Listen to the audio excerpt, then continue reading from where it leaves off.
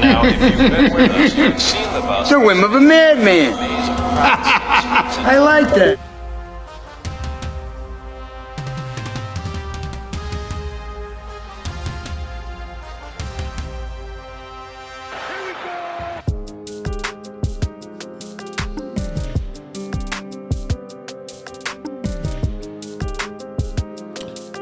Well, good morning, good people. Mark Holmes here, and as always, I want to say thank you all. Well, Joe Boo is MIA.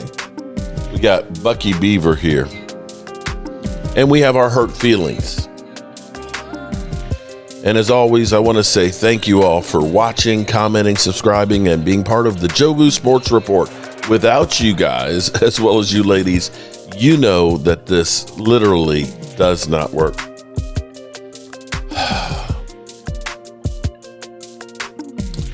Let's kill the music.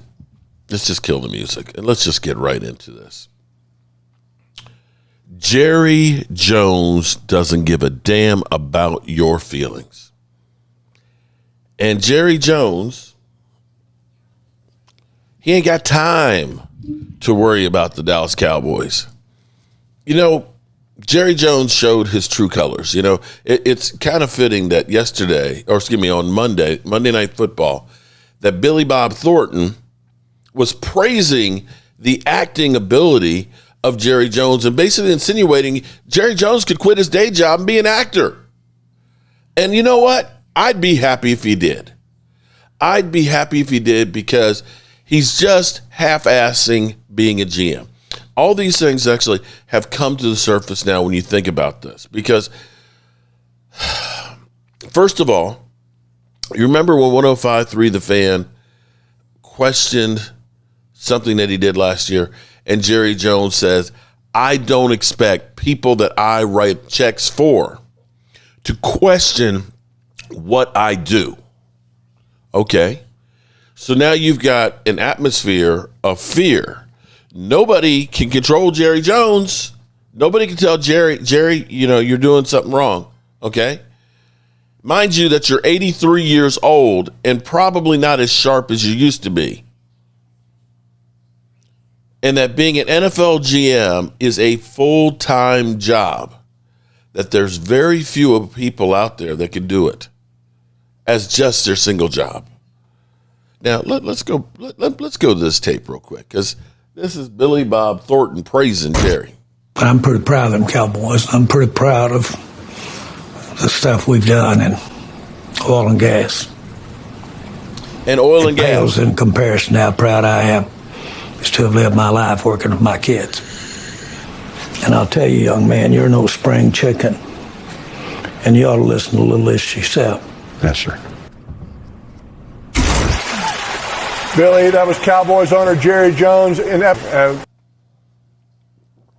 You notice how he did put in there. He said, what I've done with the Dallas Cowboys and oil and gas. Oil and gas was the impetus that got him to get the Cowboys, but he's never really gotten away from that love, apparently. Because, see, with Comstock Oil, he has bought basically about 60-70% of the company. He has invested about $1 billion, and they're doing these deep wells, deep wells, deeper than anybody else, that are true glory holes. Jerry Jones loves them glory holes.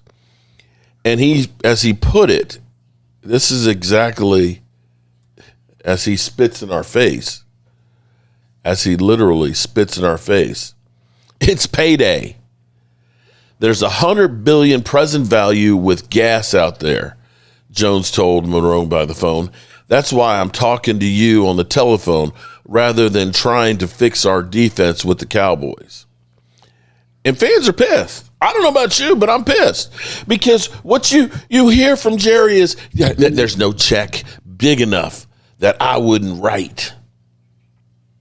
There's no check big enough that I wouldn't write to win another Super Bowl. You know, we're working day and night here on the Dallas Cowboys to fix it. You know, trust the process, and we're going to get it right. And, you know, when you hear him say things, you know, you realize you're just full of shit. You're just full of shit. Let me go to Pat McAfee clip last year. This is not us making this up. This is actual reporting of Jerry Jones talking about being a general manager. I've done it all, okay? So I have an inordinate amount of confidence that, fuck, if anybody can figure out how to get this shit done, I can figure out how to get it done, John said. I've been there every which way from Sunday. And have I busted my ass a bunch? A bunch. And there's nobody living that out cutting and out shooting that can give you a bunch of times they busted their ass. So hell no. There's nobody that could fucking come in here and do all the contracts and be a GM any better than I can. Now, Jerry, congrats on talking your shit. Yeah, that was unbelievable. Think about the decades and decades of the people and fans saying Jerry needs to get his hands out of the team's business. Ever since Jerry has started running things, we haven't been good. He got rid of Jimmy, and then nobody's able to check Jerry. And Jerry's just got his little fingers and everything. He's making decisions. He's drafting from the yacht. He's cutting people. He's negotiating deals. He's calling plays sometimes. Shit, he will get out there and throw the ball himself if he wants to. That is what people say. That's why the Cowboys haven't been good. So if this is a new interview or if this is Clarence Hill Jr. writing about something that happened back in the day, it's like, shout out to Jerry Jones just finally telling everybody, hey, eat shit. Just want to let you know that. Eat shit. Eat shit. And that's, people, I can't say that defense out there isn't some shit. Understand, Jerry Jones' love of the Cowboys is only the love of the money. That's it. And when you start putting this all together, it's not winning on the field that matters. It's winning in the pocketbook. Does Jerry Jones need any more money? Does he need any more money? He's talking about $100 billion industry out there, valuation. He's invested $1 billion because that's some, couch change for him. What more does he want to be able to afford? I mean, we're getting to the point where, about 10 people own 90% of the world's wealth. I guess he wants to be one of those 10. But it ain't about winning. It's not about winning games or Super Bowls. It's about winning money. And so when you think about more and more of these things that you hear from Jerry, you realize it. It's here we go. I do believe if we're not being looked at, then I'll do my part to get us looked at. The beautiful thing for networks or, if you will, streaming companies is that the NFL is a 365-day-a-year interest factor. A lot of programming, you have to spend as much to make it, to promote it, as you do to make it. The Cowboys are a soap opera 365 days. The streaming will begin When it gets slow, I'll start hearing. Please take your seats. And so it's wonderful to have the great athletes, have the great players, but there's something more there. There's sizzle, there's emotion, and if you will, there's controversy. That controversy is good stuff in terms of keeping and having people's attention. And I hate to say this, and I don't want to. I want to say something and make it graphic, because that's what it feels like. Because it's one thing. It's one thing for Jerry Jones to do that and say, "Hey, I can't be. Hey, yeah, let's talk about the Cowboys on the phone." But to turn around and say, "This is $100 billion industry and it's payday," okay, that this is more important than the Dallas Cowboys and fixing, that, even though I got millions and millions of fans that are literally dying and taking shit from the Dan Saleo show, and every Eagle fan out there, me making this money is more important. It's literally like he pulled his pecker out and just slapped us all in the face with it. and had his hand out, give me some more money. Give me some more money. That's literally, this is, the old saying is, don't pee on my head and tell me it's raining. No, he just smacked us in the face with his pecker. I'm here making a whole bunch of money. That's why I ain't got time to take care of the defense. maybe. Oh shit! This is one I'm curious because I feel like this might be the one where you get a blowback. This might be the one where all of a sudden people just say, F you, Jerry. F you. This might be the one where you not only, you're literally flaunting. You're literally flaunting that I am all about the money and I don't care about the Dallas Cowboys other than them making me some more money. That's it. That's where we are.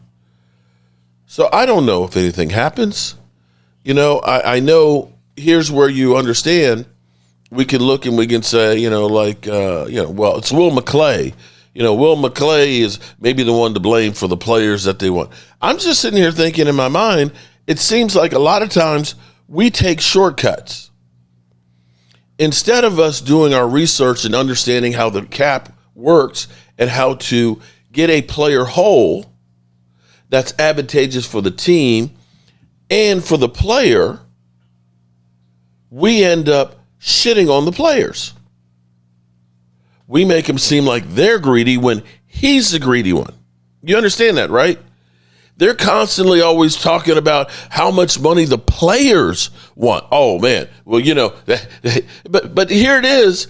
Instead of worrying about the team here, he's out there worrying about making more money elsewhere, trying to do multiple things and not doing this one at all. Not doing this at all. We're 5 days away from the trade deadline.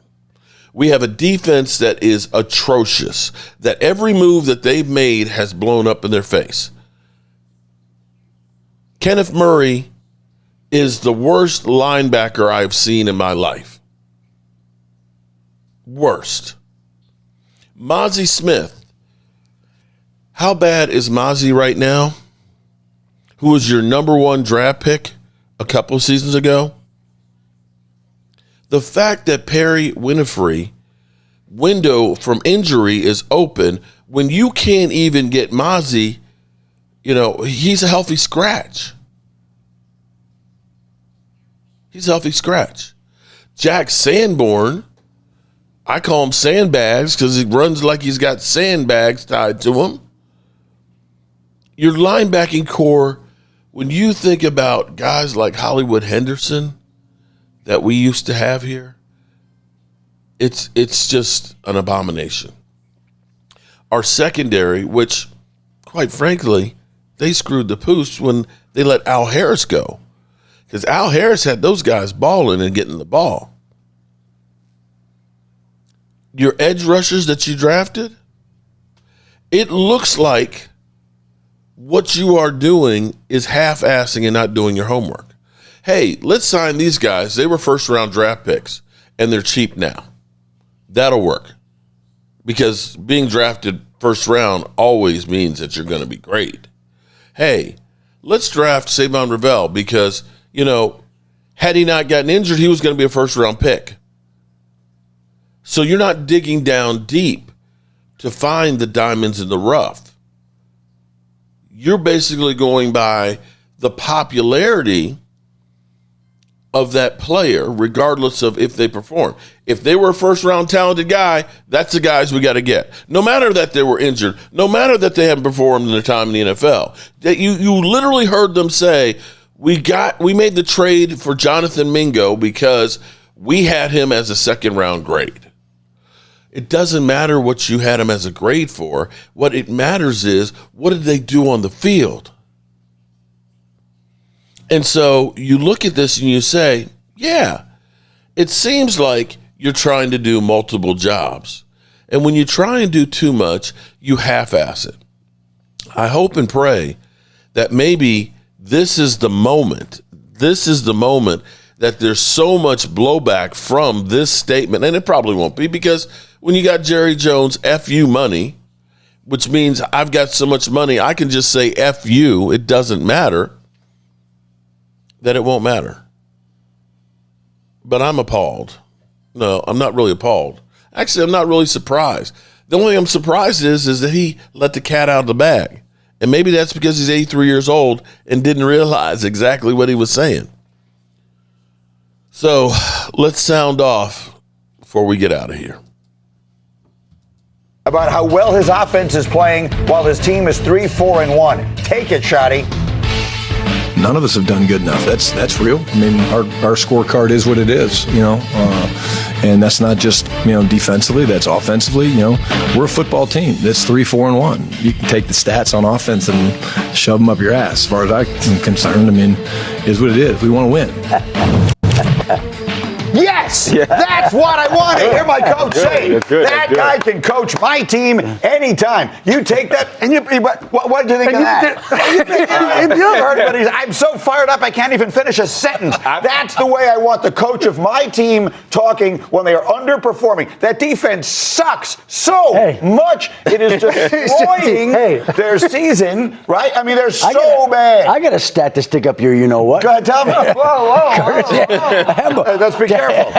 Dallas is averaging 30.8 points per game. Yes. On offense. There hasn't been a team that has averaged 30 points per game and missed the playoffs since the 2004 Kansas City Chiefs. So, it's been 21 years. This defense is and to me, that's Schottenheimer saying, hey, defense, we're not having this. I like that he is getting involved in this. How did you take it? 99 PFF score on Coach Presser. Because what he did there was, it was like he gave himself the backhanded compliment. How did he do that? Like, hey, you know what, man, look, I don't want to hear anything about how nice my suit looks, how I smell of lavender, and I'm so good looking. And basically, I carry this show every single Thursday. We need to be better in our ratings, and everyone in this room, outside of what I'm in charge of, needs to do a better job. And until that happens, I'm not satisfied. That's smart. So if he managed to pull that off, even more respect for it. I'm all in on it. The Cowboys should. That offense is too good to be home watching in January with the rest of us, and it's going to be, and that to me sounded like a coach who's frustrated about it. Yeah, he did the right thing by sitting in front of a podium and being like, it kind of takes all of us. He did the whole thing where he's patting himself on the back in the long way. But if you get into a team meeting, he's looking at everybody, and he has the perfect message. It's, guys, I'm going to protect all of us outside of this building, but inside the building, we have to be a family. We have to have this conversation. We suck on defense, and we have to complement our offense. The defense doesn't have to be great. They just need to hit the title of average. Well, below average. Mediocre. Will, you played on the defensive side. Here's the way it's been explained to me by people. When guys are running as wide open as guys are in that's not about physical mistakes. That's not about guys not being good enough. That's about guys not knowing where they're supposed to be. And that comes back to the players to some degree and also to the coaching. And I know Matt Eberflus is a well-respected defensive coach and all the rest of that. But right now, that entire side of the ball is a disaster. Yes. If I'm listening to that Presser as a defensive player, it juices me up because the head coach has got your back. And maybe you're thinking, maybe he hasn't turned on the tape or watched a whole lot of defensive football from Dallas. Because you're right. It's like when you watch Dallas, we've talked about it at length every week on this show. But anytime you're turning the tape on, it kind of baffles me to see some of the things that they're doing, whether it's schematics or how the guys are taking practice to the field, whether you're in just cover 4 and you're a 3 player and you got to push to the next 3 and their eyes are just in the backfield. There's guys running wide open and on concepts to where it just shouldn't be happening. Mm-hmm. So I have no clue unless I just do a deep dive and then go Danny O next week on starting to break down coverages, which I might have to do. Right. But it is wild kind of watching this. I'm telling you in advance, you're not going to be able to do it because Rex Ryan, who knows as much about defense as any human being alive, watches the tape every week and says to me, Greeny, I don't know what they're in. I don't know what they're trying to do. Mm-hmm. So, the defense is a disaster. Dan, Challenge what are we accepted. seeing? All right, so one, historically bad defense. Yes, it could be the worst defense we've seen in the NFL in the last 20 years. Whoa. Let's also be honest about the offense.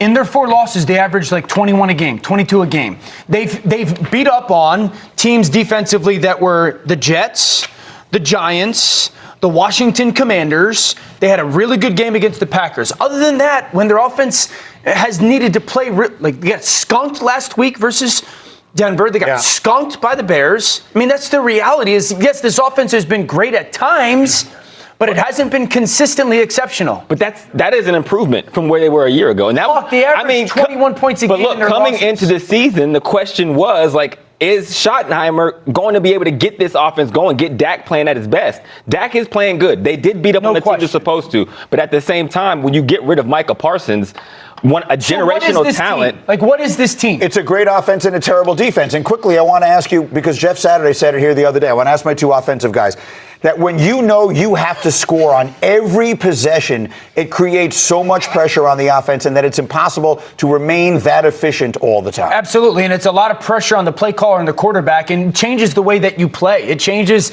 the decision-making of a quarterback. I've been, on a team with Matthew Stafford where defense was giving up so many points, and I remember sitting on a plane ride home or whatnot and scoring 35 and losing 7, 8, 9 games in the season and looking at him, and he has just this look of defeat.